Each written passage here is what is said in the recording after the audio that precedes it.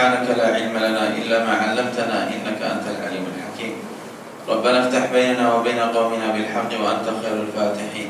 اللهم بك أمسينا وبك أصبحنا وبك نحيا وبك نموت وعليك نتوكل وإليك المصير. اللهم ما أمسى بنا من نعمة أو بأحد من خلقك فمنك وحدك لا شريك لك، فلك الحمد ولك الشكر على ذلك. رضينا بالله ربا وبالإسلام دينا وبسيدنا محمد صلى الله عليه وآله وسلم نبينا ورسولا. رضينا بالله ربا وبالإسلام دينا وبسيدنا محمد صلى الله عليه وآله وسلم نبينا ورسولا. رضينا بالله ربا وبالإسلام دينا وبسيدنا محمد صلى الله عليه وآله وسلم نبينا ورسولا. نوينا التعلم والتعليم والتذكر والتذكير والنفع والانتفاع والإفادة والاستفادة والحث على التمسك بكتاب الله وسنة رسوله صلى الله عليه وآله وسلم والدعاء إلى الهدى والدلالة على الخير ابتغاء مرضات الله وقربه وثوابه سبحانه وتعالى. نوينا مع جمع الصالحيات. أما بعد، أحييكم بتحية الإسلام. السلام عليكم ورحمة الله تعالى وبركاته. Alhamdulillah, puan-puan syukur kita kehadrat Allah Subhanahu wa Ta'ala. Segala puji bagi Allah atas segala keadaan. Alhamdulillah kita masih hidup di dunia ini, dan kita bersyukur kehadrat Allah Subhanahu wa Ta'ala atas kenikmatan ini. Kita berada di dalam majlis yang penuh rahmah dan taufik dan hidayah daripada Allah Subhanahu wa Ta'ala. Wa ma taufiqi illa billah, alaihi tawakkaltu wa ilaihi unib. Dan alhamdulillah kita sudah belajar dan mengajar bahagian pertama daripada kitab Bidayatul Hidayah. Hari ini insya-Allah kita sama-sama belajar dan mengajar dan kita menuntut ilmu Rasulullah sallallahu alaihi wasallam melalui kitab Bidayatul Hidayah. Dan hari ini kita sama-sama adab bangun dari tidur, muka surah 25. InsyaAllah semua ada kitab. Alhamdulillah. Baik. Bismillahirrahmanirrahim. Dari kitab Bidayatul Hidayah karangan Al-Imam Hujatul Islam. Adab-adab bangun dari tidur.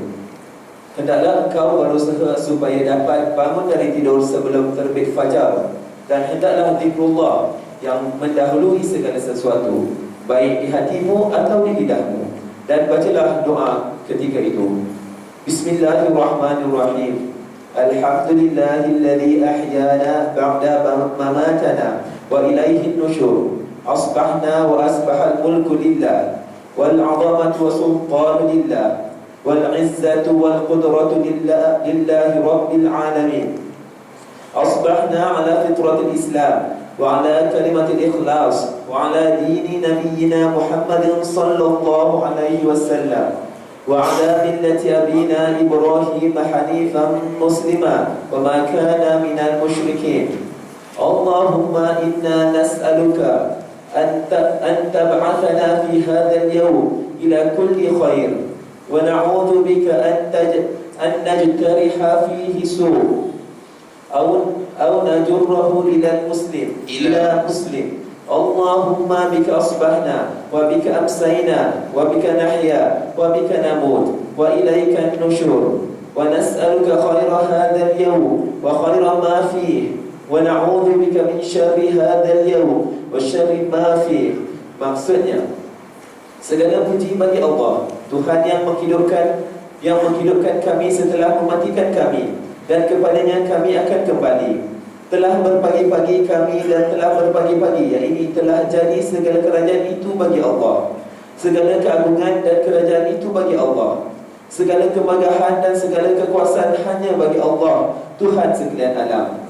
Telah berpagi-pagi kami atas keadaan fitrah Islam dan kalimat keikhlasan, dan di atas agama Nabi Muhammad sallallahu alaihi wasallam, dan atas millah Nabi Ibrahim alaihi salam, yang selalu dalam keadaan cenderung kepada Islam dan membenci agama yang lain, dan bukanlah Nabi Ibrahim itu seorang yang musyrik. Ya Allah, kami meminta kepadamu supaya engkau bangunkan kami pada hari ini untuk dapat melakukan segala kebaikan, dan kami berlindung denganmu daripada melakukan sebarang kejahatan atau mengenakannya kepada orang Islam yang lain. Ya Allah, denganmu kami berpagi-pagi, dan denganmu kami berpetang-petang, dan denganmu kami hidup, dan denganmu kami mati, dan kepadamu kami akan dikembalikan. Kami memohon kepadamu akan kebaikan hari ini dan segala kebaikan yang ada di dalamnya. Kami berlindung denganmu daripada kejahatan hari ini dan segala kejahatan yang ada di dalamnya. Apabila engkau memakai pakaianmu, maka hendaklah engkau niatkan dengannya menjunjung perintah Allah pada menutup auratmu, dan janganlah engkau berniat dengan berpakaian itu untuk menunjuk-nunjuk kepada makhluk. Kalau begitu engkau akan mendapat kerugian. Masya Allah, Alhamdulillah. Ini ya, adab yang pertama. Adab yang pertama bangun dari tidur. Tapi Imam Ghazali tak tulis dalam kitab ini adab-adab sebelum tidur. Ini adab-adab setelah bangun daripada tidur. Dan ada berapa adab ketika seorang nak tidur. Sebelum tidur ada adab. Setelah bangun daripada tidur itu pun ada berapa adab, banyak sangat. Dan tidur itu tuan-tuan, puan-puan, Nabi sallallahu alaihi wasallam bersabda, "Innan nauma al-mautul asghar." Kematian itu tuan-tuan, puan-puan dua bahagian. Kematian kecil, maut kecil, dan maut besar. Innal mautal asghar huwa an-naum. Sesungguhnya kematian yang kecil ialah tidur. Bila seorang tidur, maknanya dia sudah mati. Berapa ramai setelah mereka tidur tak bangun lagi. Setelah mereka sudah tidur tak bangun lagi. Maknanya ketika seorang nak tidur, sebelum tidur ada berapa adab? Untuk apa? Ketika dia mati atas husnul khatimah dalam keadaan suci, dalam keadaan fitratullah, dan dalam keadaan bersih. Sebelum tidur maknanya seorang sudah bersedia untuk mati. Sudah bersedia untuk mati, dan dia sudah yakin, tak tahu adakah dia bangun balik ataupun tidak. Dan Nabi sallallahu alaihi wasallam, "Man kana yu'minu billahi wal yawmil akhir." Sesiapa yang beriman, percaya kepada Allah dan hari akhirat, janganlah dia tidur sehingga dia sudah tulis wasiatnya. Maknanya dia sudah sedia, tak tahu adakah dia bangun lagi ataupun tidak. Ramai orang bila bangun bila dia tidur tidur sampai hari kiamat. Sampai hari kiamat dia sudah tidur. Baik. Sebelum seorang nak tidur,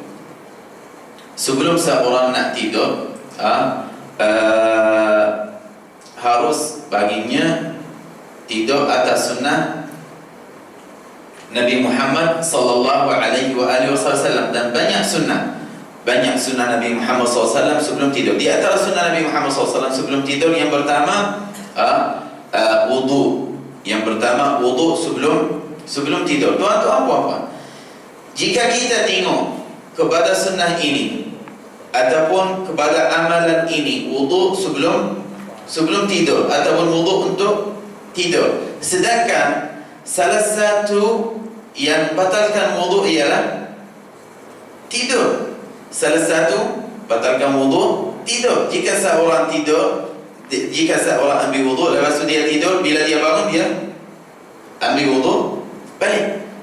Tapi Nabi SAW ajar kita, ketika seorang nak tidur, ambil wudu. Bagaimana ambil wudu? Sedangkan tidur itu batal wudu. Apakah hikmah wudu itu? Apakah rahsia sunnah itu? Nabi SAW bersabda, sesungguhnya ketika seorang tidur dengan wudu, ruhnya ataupun jiwanya akan naik ke langit, dan dia bersujud di bawah arsy Allah Subhanahu wa ta'ala, dan dia bersujud dan beribadah kepada Allah sehingga orang itu bangun. Bila dia bangun, dia kembali kepada badan itu. Dan orang yang tidur tanpa wudu, ruhnya tunggu dia atas kepalanya sahaja. Tunggunya atau kebalannya. Maknanya bila dia bangun, dia kembali ke badannya.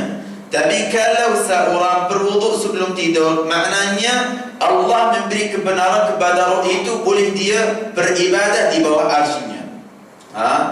Bila dia tidur terus, roh dia naik ke atas arsy dan bersujud dan beristighfar dan memohon keampunan untuk kamu sehingga bangun.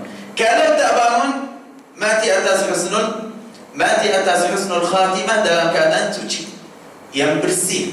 Inna Allah yuhibbut tawwabina wa yuhibbul mutatahhirin. Baik. Tapi kalau seorang tidur tanpa wudu, rohnya atau kepalanya saja tunggu, tak naik ke atas, tak keluar pun daripada rumah itu, tidak dapat kebenaran untuk naik ke atas ke arsy Allah subhanahu wa ta'ala. Inilah hikmah wudu. Tuan-tuan, puan-puan, bayangkan berapa lama seorang tidur? 2 jam, 3 jam, 4 jam, 8 jam. Tapi walaupun dia tidur lama, 8 jam, 9 jam, tapi dia dalam keadaan ibadah kepada Allah subhanahu wa ta'ala, malaikat Allah tak akan berhenti sehingga dia bangun. Dia dapat pahala. Dengan satu sunnah daripada sunnah Nabi Muhammad SAW, berapa banyak pahala? Satu sunnah sahaja. Wudu, ruh naik ke arsy, ke langit, dan beribadah, bersujud kepada Allah subhanahu wa ta'ala sehingga orang itu bangun. Tapi kalau dia tidur tanpa wudu, biasa. Macam binatang pun tidur, bangun, sama, tidak ada beza. Macam orang kafir pun tidur.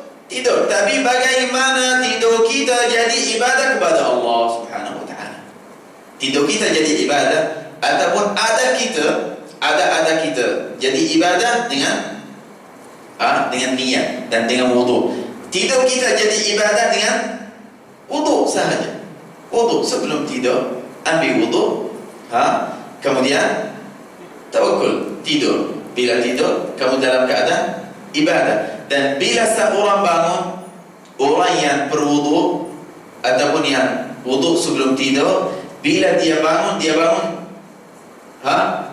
segar dan rajin, tak rasa berat, tak rasa malas, disebabkan sunnah Nabi Muhammad sallallahu alaihi wasallam. Ini yang pertama. Yang kedua, dan ini satu sebab untuk bagi seorang yang nak bangun awal untuk qiyamul lail, wudu sebelum tidur. Sebab syaitan tak akan kacau dia. Sudah tutup pintu-pintu waswas syaitan, la'natullahi. Baik. Yang kedua, siwak sebelum tidur, guna siwak. Sebab Nabi sallallahu, apakah hikmah siwak itu? Apa nama siwak? Sungi. Nabi sallallahu alaihi wasallam bersabda dalam hadis sahih, raka'atan bisiwak khairun min 70 raka'ah bighairi siwak. 2 rakaat dengan sungi lebih afdal daripada 70 rakaat tanpa siwak. Masya Allah. Tadi sama yang maghrib, berapa orang yang sudah guna siwak? Berapa orang yang guna siwak? Siwak ini kayu kecil sahaja, tapi dapat pahala banyak. Sunnah muakkad. Tak pernah Rasulullah SAW tinggalkan siwak. Ketika Rasulullah SAW wafat, Rasulullah minta sesuatu daripada Siti Aisyah, yaitu siwak. Tapi sekarang ramai orang yang kata kita cinta, suka, sayang kepada Rasulullah. Baik, ada siwak? Tidak ada. Tibu. Senang cakap, nak cakap cinta, suka, semua orang boleh cakap.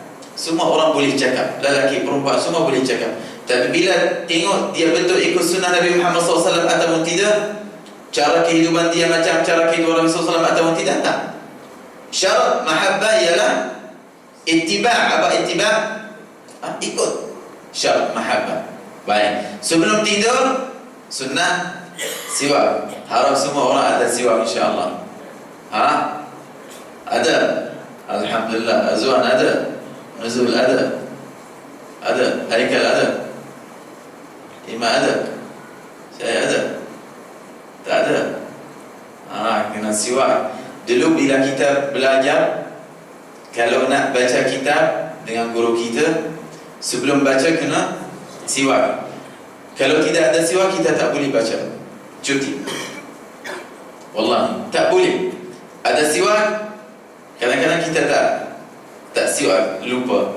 Tapi sebelum kita Bismillahirrahmanirrahim, Imam Ghazali berkata di dalam kitab, guru kita tanya, ada siwak tidak? Ada. Kenapa tak siwak?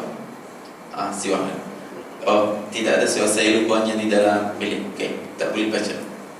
Tak boleh baca. Kena jaga sunnah Rasulullah SAW satu persatu, baru dapat barakah, baru boleh dapat barakah ilmu, baru dapat rahsia ilmu, hakikat ilmu, barakah tidur. Tidur itu bukan yang penting nak tidur, kita nak barakah tidur itu. Bila tidur 1 jam 2 jam sudah cukup. Tenang hati, dalam keadaan bersih, suci, dalam keadaan yang baik. Sebelum tidur sunnah muakkad guna siwak, dan sediakan siwak atau meletakkan siwak sebelah kiri, sebelah kanan. Letak siwak sebelah kanan. Bila bangun kena siwak juga. Siwak itu salah satu sunnah yang sangat besar. Rahsianya pun Masya Allah. Sebab syaitan itu tak suka siwak, tak suka. Kadang-kadang kalau kita jumpa orang yang ada gangguan di dalam badannya, kita ada rotan, kadang-kadang ada wail, bukul dia kuat, dia rasa sakit. Tapi kadang-kadang kita pukul dia dengan siwak, kita macam ni sahaja, dia sudah jerit. Dengan siwak terus dia jerit, tak tahan. Subhanallah, apakah rahsia kayu ini? Allahu a'lam. Ini yang kita tahu, tapi yang banyak rahsia yang kita tak tahu. Maknanya bila masuk rumah sunnah siwak, sebelum salat sunnah siwak, sebelum tidur sunnah siwak, bila masuk masjid sunnah siwak, bila nak baca Quran sunnah siwak, sunnah muakkad. Ini salah satu sunnah Nabi Muhammad sallallahu alaihi wasallam, dan salah satu adab sebelum tidur. Salah satu adab sebelum tidur, maknanya dia sudah bersedia untuk kematian kalau dia nak mati. Sudah suci, sudah bersih semua badannya, baik wudu dan siwak. Kenapa? Apakah rahsianya? Maknanya jika rohnya sudah naik ke langit, dapat pahala banyak. Seperti mana dia dapat pahala 70 rakaat dengan siwak. 2 rakaat dengan siwak lebih afdal daripada 70 rakaat tanpa siwak. Maknanya bila rohnya beribadah kepada Allah di bawah arsy, pahalanya lebih afdal daripada orang yang tidur tanpa siwak. Baik. Lagi sebelum dia tidur baca zikir. Zikir itu yang diajarkan oleh Nabi Muhammad SAW kepada Siti Fatimah Az-Zahra radhiyallahu anha wa ardaha, bertasbih 33 kali, subhanallah 33 kali, alhamdulillah 33 kali, Allahu Akbar 33 kali, dan la ilaha illallah wahdahu la syarika lah, lahul mulku wa lahul hamdu yuhyi wa yumiitu wa huwa ala kulli syai'in qadir, 1 kali. Ini zikir bila Siti Fatimah radhiyallahu anha wa ardaha datang kepada Rasulullah dalam hadis sahih, dan dia mengadu kepada Rasulullah keadaan dia. Ya Rasulullah, uridu khadim. Wahai Rasulullah, sesungguhnya aku nak khadim. Satu hari Sayyidina Ali bin Abi Thalib masuk jumpa Siti Fatimah Zahra radhiyallahu anha wa ardaha, dan Sayyidina Ali nampak Sayyidatina Fatimah dalam keadaan yang susah, dan 2 tangannya sudah keras disebabkan kerja rumah, tidak ada khadim, tidak ada bantu rumah. Sebaik-baik perempuan di atas bumi ini tidak ada orang gaji. Dia sendiri rajin. Sekarang ramai orang malas, nak angkat kursi pun dia tak larang nak angkat kursi. Panggil bantu rumah Pak. Apa ini kalau Imam Mahdi sudah turun? Nak buat apa? Dia tak pandai jaga kerja rumah dia. Bagaimana kalau Imam Mahdi datang, nampak kepala terbang, darah keluar, berang betul-betul? Yang boleh buat di rumah kamu, buatlah. Jangan bergantung kepada orang lain, walaupun ada sebelum orang gaji di dalam rumah. Jangan. Buat sendiri. Yang boleh buat sendiri. Sebab orang tak boleh buat seperti mana kamu nak. Semua orang tak boleh buat. Semua orang gaji rumah orang, bantu rumah, dia tunggu bulan bila habis dapat gaji sahaja. Tidak ada ikhlas. Walaupun ada yang ada ikhlas, dalam sejuta orang ada satu ikhlas. Buat sendiri. Macam Siti Fatimah radhiyallahu anha wa ardhaha. Baik, ini bukan tajuk kita ni. Kemudian bila Sayyidina Ali nampak dua tangan Siti Fatimah sudah keras, sakit, dia kata, wahai Fatimah, pergilah jumpa ayahmu dan minta kadang untuk rumah, untuk kerja rumah. Dia terus pergi. Assalamualaikum ya Rasulullah. Waalaikumsalam warahmatullahi wabarakatuh. Dia dengan Sayyidina Ali. Nak apa wahai Fatimah? Dia kata, wahai Rasulullah, tengok dua tangan saya. Kenapa? Wahai Rasulullah, terlalu sakit. Tolonglah bagi saya satu kadang. Bantu saya untuk kerja rumah. Lepas Rasulullah kata, marilah wahai Fatimah, duduk sini sebelah kanan, Ali duduk sebelah kiri. Dia kata, wahai Fatimah, wahai Ali, ala adullukuma ala ma huwa khairul lakuma min khadim. Mahukah aku ajarkan kamu sesuatu lebih afdal daripada kadang itu? Mereka kata, ya wahai Rasulullah. Idza awaituma ila firashikuma, jika kamu sudah nak tidur, fasabbihallaha 33, bertasbihlah kepada Allah 33 kali, wahmidallaha 33, bertahmid kepada Allah 33 kali, wa kabbirallaha 33, bertakbir kepada Allah 33 kali, wa qula, dan kamu berdua berkata menutup 100, la ilaha illallah wahdahu la syarikalah, lahul mulku wa lahul hamdu yuhyi wa yumiitu wa huwa ala kulli syai'in qadir. Fa in fa'altuma dzalika, jika kamu buat ini, fa innahu khairul lakuma min khadim, maka sesungguhnya zikir itu lebih afdal bagimu daripada khadim. Ada satu rahsia dan satu hikmah ulama mengambil daripada hadis ini. Sayyidi Fatimah radhiyallahu anha wa ardhaha pergi jumpa Rasulullah nak qadam. Untuk apa? Untuk buat kerja.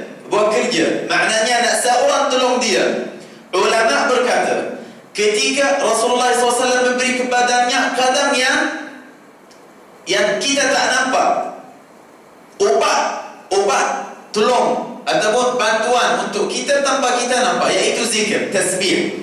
Jika seorang bertasbih 33, tahmid 33, takbir 33, bila dia bangun dia boleh buat kerja 2 orang. Allah memberi kepadanya kekuatan 2 orang. Sebab Nabi SAW bersabda dalam hadis sahih, فَإِنَّهُ خَيْرٌ لَكُمَا, maka sesungguhnya zikir ini lebih baik bagimu daripada kadang. Maknanya dia lagi kuat daripada kadang. Tapi kekuatan itu Allah menjadikannya di dalam badan kita sendiri. Tak perlu panggil kadang. Kamu baca zikir ini, dapat kadang di dalam badan kamu, dapat kekuatan daripada Allah subhanahu wa ta'ala, boleh buat kerja 2 orang. Subhanallah. Fa'innahu khairul lakuma min khadim, maka sesungguhnya zikir ini lebih baik daripada kita nak kadang untuk tolong kita. Nabi SAW kata zikir ini lebih afdal, maknanya lebih kuat, lebih hebat daripada kerja kadang. Ini namanya kekuatan rauhani, bukan jusmani sahaja. Bukan kita nak jusmani, nak rauhani. Bila roh kita kuat, badan kita biasa ikut roh kita. Jika roh kita kuat, badan kita biasa kuat, insya-Allah taala. Inilah satu zikir yang penting sebelum tidur. Dan dapat satu bantuan daripada Allah subhanahu wa ta'ala untuk bangun salat subuh. senang untuk seorang bangun salat subuh. Kadang-kadang seorang berat bangun salat subuh, tak boleh, malah, penat dan sebagainya. Sudah baca zikir sebelum tidur? Sudah baca zikir sebelum tidur? Kalau baca semua zikir sebelum tidur, jangan risau. Jangan risau. Mesti Allah memberi kekuatan kepada kamu sehingga kamu boleh bangun. Lagi apa nama? Kemudian lepas tasbih, tahmid, takbir, kalau boleh bacalah surah Tabarakal Mulk. Baca surah Tabarakal Mulk, Tabarakalladzi biyadihil mulk. Nabi sallallahu alaihi wa alihi wasallam, surah Al-Mulk mani'atun min adabil qabr. Surah Al-Mulk ialah meliharamu daripada siksa kubur, daripada azab kubur. Jika seorang mati setelah dia baca surah Al-Mulk, ketika dia nak tidur, dia dapat selamat daripada azab kubur. Masya Allah. Habib Muhammad bin Abdullah Al-Haddad berkata, majnun alladhi yanam wa la yaqra surah Tabarak. Orang gila sahaja yang tidur dan membaca surah Tabarakal Mulk. Orang gila. Bacalah surah Al-Mulk sebelum tidur. Hari-hari baca, sudah hafal. Tak sampai 5 minit sebelum 5 minit saya baca semua zikir sebelum tidur. Dan bacalah ayat pertama daripada surah Al-Kahfi dan ayat terakhir daripada surah Al-Kahfi. Alif Lam Mim. Alhamdulillahilladzi anzala 'ala 'abdihi kitaba wa lam yaj'al. Berapa ayat? 10 ayat yang pertama dan 10 ayat yang terakhir. Nabi sallallahu alaihi wasallam bersabda dalam hadis sahih, "Man qara'a awwal al-kahf wa akhir al-kahf qabla an-nawm." Sesiapa yang baca 10 ayat pertama daripada surah Al-Kahfi dan 10 ayat terakhir daripada surah Al-Kahfi, apakah fadilahnya? Usima min fitnatid dajjal. Allah menjauhkan dia daripada fitnah Dajjal. Dapat selamat daripada fitnah Dajjal. Sebesar-besar fitnah, sekarang dia sudah hampir sampai kepada kita. Bantuan Dajjal, tentara Dajjal sudah sampai. Hari-hari kita bersama mereka. Sudah sampai ke rumah kita. Dajjal itu sudah sampai. Tidak ada satu rumah malaikat, tentara Dajjal sudah ada di dalamnya. Television itu sudah Dajjal. Surah kabar itu sudah Dajjal. Berita-berita semua itu Dajjal. Apa makna Dajjal, tuan-tuan, puan-puan? Dajjal itu orang yang sentiasa menipu kepada kita. Cakap tipu, Dajjal yang banyak tipu. Surah kabar 90%, 90 sen tipu. Betul tak? Kabar kita di dalam Al-Quran. Kalau nak kabar yang benar, melalui Al-Quran, melalui sunnah Nabi Muhammad SAW, Sayyid Walad Adnan. TV, semua TV kita dengar macam-macam, ada dekayaman, ada sudah tipu, tak ada. 99% tipu. Facebook semua itu Dajjal. Tapi Dajjal besar belum sampai. Dajjal besar yang boleh bagi kita duit, bagi kita hujang, boleh keluarkan ayah kita, ibu kita daripada kubur mereka, belum sampai. Tapi baru tentara dia. Tapi kita nak menyelamatkan diri kita daripada fitnah itu. Nabi SAW bersabda, "Ma min nabiyyin illa wasta'ada min fitnatid dajjal." Allah, ya Rabbi, kalau ini para anbiya, para rusul memohon daripada Allah menjauhkan mereka daripada fitnah Dajjal, bagaimana kita? Bagaimana kita yang suka ikut model sahaja, suka ikut handphone, suka ikut macam-macam, bagaimana? Senang jatuh di dalam fitnah itu. Ya Rabbi, ya Allah, ma min nabiyyin, tidak ada nabi dan rasul, malaikat dia memohon daripada Allah menjauhkan dirinya daripada fitnah Dajjal. Subhanallah. Dan satu jaminan daripada Allah Subhanahu wa ta'ala untuk menyelamatkan kita. Jika saya buat ceramah di sini, saya perlahan sebab saya tak ini. Betul, saya perlahan. Baik. Berhenti dekat mana? Fitnah Dajjal.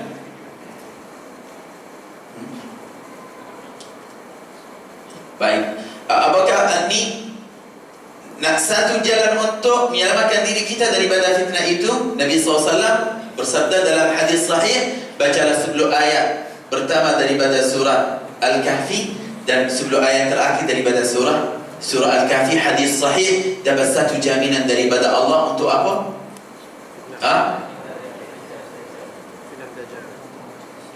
Selamat daripada fitnah Dajjal. Daripada hari ini, tuan-tuan, puan-puan, insya-Allah. Tak perlu hari-hari. Tak apa. Bukan mesti hari-hari baca surah Tabarak. Kalau saat saya belum habis adab-adab sebelum tidur, banyak lagi. Kalau seorang cakap, subuh sudah keluar, saya baru habis zikir-zikir sebelum tidur.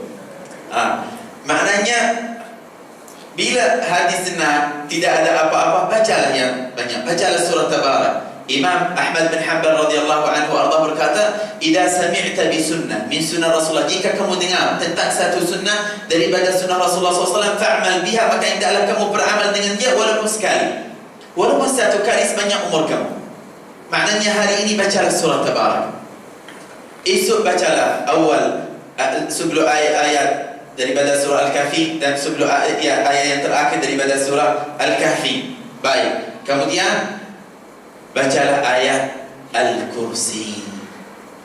Ayat Kursi, jangan tinggal ayat Kursi, tuan-tuan, puan-puan. Kalau nak tinggal semua zikir, jangan tinggal ayat Al-Kursi dan surah Al-Ikhlas, Qul a'udzu falaq, Qul a'udzu binnas. Dan tasbih 33, tahmid 33, tahmid. Selain kalau tak larat nak buat, tidak ada masalah, tapi zikir ini jangan tinggal. Surah Al-Kursi, ayat Al-Kursi. Man qara'a ayat Al-Kursi qabla naumihi, sesiapa yang baca ayat Al-Kursi sebelum tidurnya, apakah fadilahnya? Jika dia mati atas husnul khatimah. Jika dia mati atas husnul khatimah. Walam yakun lisyaitani alaihi sabila. Tidak ada jalan bagi syaitan untuk kacau orang itu. Inilah wasiat iblis. Wasiat iblis. Wasiat iblis kepada Sayyidina Abi Hurairah radhiyallahu anhu wa arda. Bila Sayyidina Rasul dalam hadis sahih riwayat Imam Muslim, Rasulullah SAW suruh Sayyidina Abi Hurairah jaga harta zakat. Tiba-tiba bila Sayyidina Abi Hurairah tengah tidur, ada seorang datang nak curi. Lepas tu Sayyidina Abi Hurairah bahkan dia nak bawa kepada Rasulullah. Dia kata, tolong wahai sahabat Rasulullah, jangan bawa saya kepada Rasulullah SAW, maafkan saya orang fakir dan miskin dan banyak anak-anak saya nak ambil sedikit untuk beli makanan untuk anak-anak saya. Sayyidina Abi Hurairah rasa kesian, biarkan dia, jangan buat sekali lagi begitu. Okey, baik. Esok dia pun datang curi. Sayyidina Abi Hurairah tangkap dia. Lepas tu dia cakap pun macam semalam. Sayyidina Abi Hurairah maafkan dia. Lepas tu Sayyidina Abi Hurairah, jika kamu buat sekali lagi, saya tak akan lepas kamu. Tak boleh tinggalkan kamu. Esok pun dia datang kali ketiga. Bila dia datang, Rasulullah SAW, Sayyidina Abi Hurairah bangun. Dia tak boleh. Saya miskin fakir saya tak boleh dengar. Tolong wahai Abu Hurairah, saya ada banyak anak-anak yang tidak ada makanan. Tak boleh. Jom. Pergi ke mana? Kepada Rasulullah SAW. Dia sudah putus asa. Dia kata, wahai Abu Hurairah, ala u'allimuka syai' wa tatrukni, boleh saya beri kepada kamu satu faedah. Jika kamu buat faedah itu, syaitan itu tak akan ganggu kamu, tak akan kacau kamu. Sayyidina Abu Hurairah suka tengok sahabat Rasulullah bagaimana mereka muliakan ilmu, bagaimana mereka muliakan ilmu. Dia terus nak tinggalkan dia. Ajar saya satu, bagi saya satu faedah, satu ilmu, untuk menjauhkan syaitan daripada saya. Dia kata, wahai Abu Hurairah, ketika kamu nak tidur, bacalah ayat Al-Kursi. Demi Allah, jika kamu baca ayat Al-Kursi sebelum tidur, syaitan tak akan ganggu kamu, tak akan kacau kamu. Dia terus buang dia, pergilah. Lepas tu Sayyidina Abu Hurairah pergi jumpa Rasulullah SAW. Lepas tu dia cerita kepada Rasulullah SAW apa yang berlaku sebanyak 3 hari. Nabi SAW berkata, sadaqaka wa huwa kadzub, sadaqaka wa huwa kadzub, sadaqaka wa huwa kadzub. Dia benar sedangkan dia orang nipu. Sadaqaka, dia betul, dia cakap benar dengan kamu sedangkan dia orang nipu. Siapakah itu? Nabi SAW berkata, innahu syaitan, sesungguhnya dia syaitan sendiri. Hadis sahih, syaitan sendiri yang ajar Sayyidina Abu Hurairah radhiyallahu anhu arda. Inilah tikum syaitan. Dia tahu maknanya ayat Al-Kursi, dia sendiri cakap. Jika seorang baca ayat Al-Kursi sebelum tidur, tidak ada gangguan, tidak ada jin, tidak ada macam-macam sekarang. Kalau anak kamu pun masih kecil, sebelum tidur, bila kamu nak baca ayat Kursi, kemudian boleh tiup dua tangan, lepas tu sapu atas kepalanya. Baca untuk kamu dan untuk dia. Kadang-kadang orang kata, anak saya selalu menangis, tak berhenti. Cucu tak pernah berhenti, selalu dia menyanyi daripada malam sampai siang. Lagu macam-macam lagu. Bacalah ayat Al-Kursi. Itu gangguan syaitan biasa. Kalau satu budak ataupun satu kanak dia biasa menangis tanpa sebab, tak sakit, tidak ada apa, itu gangguan syaitan. Gangguan syaitan. Dan kalau kita biarkan dia, tak ruqyah dia, tak baca zikir untuk dia, tak baca doa untuk dia, dia membesar dalam keadaan itu. Bila dia sudah besar, syaitan itu dia sudah menjadikan badannya sebagai tempat untuk dia, tempat tinggal untuk dia. Tapi macam ini senang untuk keluarkan dia. Baca ayat Al-Kursi sahaja, ataupun baca ayat Al-Kursi atas air, lepas tu bagi dia, walaupun campur dengan susu atau sapu kepalanya dengan air itu, ayat Al-Kursi. Sebelum tidur bacalah ayat Al-Kursi dan Qul huwallahu ahad 3 kali, Qul a'udzu birabbil falaq 3 kali, Qul a'udzu birabbin nas 3 kali. Kemudian baca doa yang diajarkan oleh Nabi Muhammad sallallahu alaihi wasallam sebelum baca doa, selepas baca tasbih dan Qul huwallahu ahad wal falaq, dua tangan, lepas tu sapu semua badan yang kamu boleh sampai ke badannya.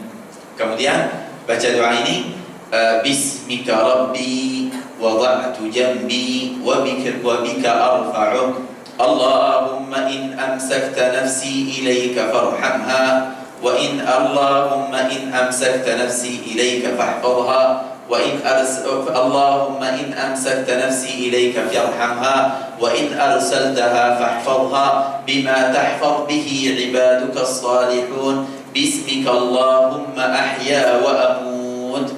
Bismillah, tidur. Bismika Rabbi wada'tu jambi wa bismika arfa'u, Allahumma, banyak. Ataupun bismika Allahumma amutu wa ahya, bismika Allahumma amutu wa ahya, bismika Allahumma, dengan namamu ya Allah aku tidur dan aku bangun balik, sahaja. Kalau tak hafal, bacalah bismika Allahumma, cukup. Bismika Allahumma. Kalau tak hafal juga, bacalah Bismillahirrahmanirrahim, Bismillahirrahmanirrahim, Bismillahirrahmanirrahim. Terus. Dan jadikanlah setelah kamu baca zikir itu, jangan bercakap. Jadikan zikir itu yang akhir. Bukan baca zikir yang tak kahwin senang, tapi masalah orang yang sudah kahwin. Juganya kalau dia suka cakap banyak, suami atau isteri, kena bincang, selesaikan semua meeting dengan dia sehingga habis, baru boleh baca zikir. Jadikanlah zikir itu terakhir. Bila sudah Bismika Allahumma mutuhaya, garis merah, habis. Kita nak pergi ke alam yang kedua. Jadikanlah zikir itu zikir yang terakhir. Tapi jangan jadikan zikir yang terakhir titik. Tak boleh. Habis. Buat sebelum itu. Bahasa itu buat sebelum zikir. Setelah zikir habis. Kita nak mati atas husnul khatimah. Kita tak nak mati atas cerita Jagalah. Sunnah Nabi Muhammad SAW bukan haram, halal, tidak ada masalah, tidak ada masalah. Tapi waj'al akhir ma taqul zikrullah, dan jadikanlah kamu kata-kata yang terakhir ialah zikir kepada Allah Subhanahu wa taala, dan sebelum tidur zikir yang terakhir ialah la ilaha illallah ataupun asyhadu an la ilaha illallah wahdahu la syarika lah wa asyhadu anna Muhammadan abduhu wa rasuluh. Nabi SAW bersabda, man kana akhir kalamahu minad dunya la ilaha illallah dakhala jannah. Sesiapa yang kata-katanya akhir la ilaha illallah atau asyhadu an la ilaha dakhala, mati masuk syurga. Maknanya kalau dia mati, kalau dia tak bangun, habis. Kata-katanya yang terakhir ialah la ilaha illallah Muhammadur Rasulullah, dakhala jannah. Yakin, pasti dia akan masuk syurga Allah subhanahu wa ta'ala. Tapi kalau kata-kata yang terakhir lain, Allahu a'lam.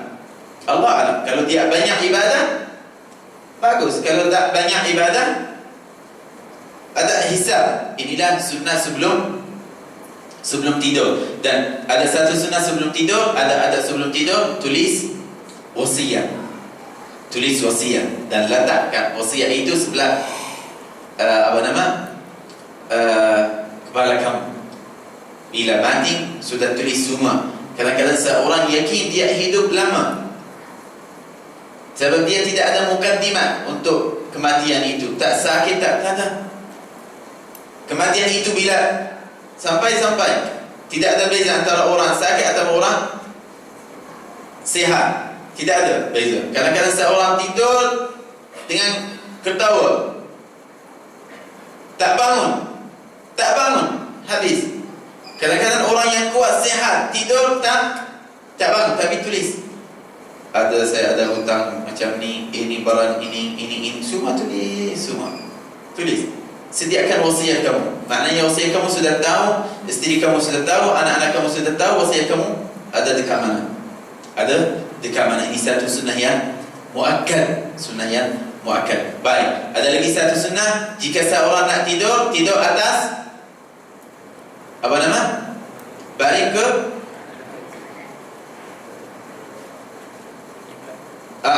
kanan. Kanan dan letak tangannya di bawah kepalanya, bantal dia, tangan dia, seperti Rasulullah SAW. Apakah bantal Rasulullah SAW? Tangan dia. Allahumma salli wa sallim. Dan makruh sangat seorang tidur atas buruk. Nabi SAW bersabda, alladhi yanam yakunu syaitanu fawqahu. Siapa yang tidur atas buruknya, syaitan akan naik atasnya. Susah nak bangun, syaitan sudah atas belah. Tapi kalau dia tak boleh tak boleh sebelah kanan, boleh sebelah kiri. Kalau tak boleh baring. Jangan tidur atas buruk, malaikat untuk darurat. Kadang-kadang tidur, bila seorang tidur atas buruknya, sedap, senang nak tidur. Memang syaitan menjadikan itu sedap. Jangan. Sabar sekejap sahaja, balik belakang, kiri kanan, tak. Tidur jangan. Atas perut. Nabi SAW pada satu hari dalam hadis sahih, nampak seorang dalam masjid, dia tidur atas buruknya. Lepas tu Nabi SAW kata, inna hadhihi dhij'atun yabghaduha Allah wa rasuluh. Sesungguhnya cara tidur ini cara yang dibenci oleh Allah dan Rasul. Tak suka, Allah tak suka. Dan Allah tak tengok kepada orang yang tidur dengan cara itu. Tak tengok, Allah malu.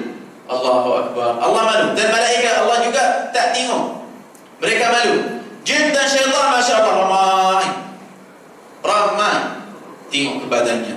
Sebab jin dan syaitan suka cara tidur itu, suka. Tapi Allah, Nabi Muhammad, malaikat, seperti mana Rasulullah SAW bersabda dalam hadis sahih, tak suka. Inna hadhihi dhij'atun, sesungguhnya cara tidur ini cara yang dibenci oleh Allah dan Rasulnya Muhammad sallallahu alaihi wa alihi wa sahbihi wasallam. Ada lagi banyak adab-adab sebelum sebelum tidur. Tapi ini yang penting untuk kita dan senang untuk kita boleh bacanya sebelum tidur. Kalau tak boleh baca semua itu, boleh baca satu. Tapi yang penting jangan tinggal surah Al-Ikhlas, Qul Al-Falaq, Qul Al-Nas, tasbih 33 kali, tahmid 33 kali, takbir 33 kali, dan wudu sebelum tidur. InsyaAllah kita berniat dan berazam daripada malam ini insyaAllah. Walaupun perempuan yang uzur sebelum tidur, cuci dirinya, kemudian ambil wudu, kemudian tidur. Wudu li fadilah, untuk sunat tidur. Wudu sunat tidur, bukan sunat salat dan sebagainya. Baik, insyaAllah kita sudah berazam nak beramal dengan adab-adab tidur. Senang nak mimpi Rasulullah, senang nak jumpa siapa yang kamu nak. Ruh kamu sudah naik ke atas. Bila naik ke atas ke arsy Allah Subhanahu wa ta'ala, dia bertemu dengan arwah yang suci, arwah anbiya dan rasul. Lepas tu seorang boleh nampak mereka di dalam mimpinya. Hakikatnya ruh dia sudah bertemu dengan mereka di atas. Kenapa seorang senang mimpi Rasulullah, mimpi sahabat, mimpi macam-macam? Sebab ruh dia sudah naik ke atas, ruh dia sudah bertemu dengan mereka. Lepas tu dia macam hantar gambar live apa yang berlaku di atas, di arsy Allah Subhanahu wa ta'ala. Mudah-mudahan insya-Allah, semoga Allah Subhanahu wa ta'ala beri kekuatan kepada kita semua, dan semoga Allah menolong kita semua sehingga kita sentiasa beramal dengan sunnah Nabi Muhammad sallallahu alaihi wa alihi wasallam, dunia dan akhirah, hayah dan mamat. Innahu wali dzalika wal qadiru alaih, birahmatika ya arhamar rahimin. Allahumma ya man wafaqa lil khair wa a'anum alaih, وفقنا للخير وأعنا عليه. اغفر ذنوبنا واستر عيوبنا واكشف كروبنا واجعلنا من عبادك المؤمنين الذين لا خوف عليهم ولا هم يحزنون. ربنا آتنا في الدنيا حسنة وفي الآخرة حسنة وقنا عذاب النار. سبحان ربك رب العزة عما يصفون وسلام على المرسلين والحمد لله رب العالمين. Minta habis awal saya Ustaz ada satu majlis lagi dekat Kotaku. Mungkin jurutan. Taqabbalallahu minkum.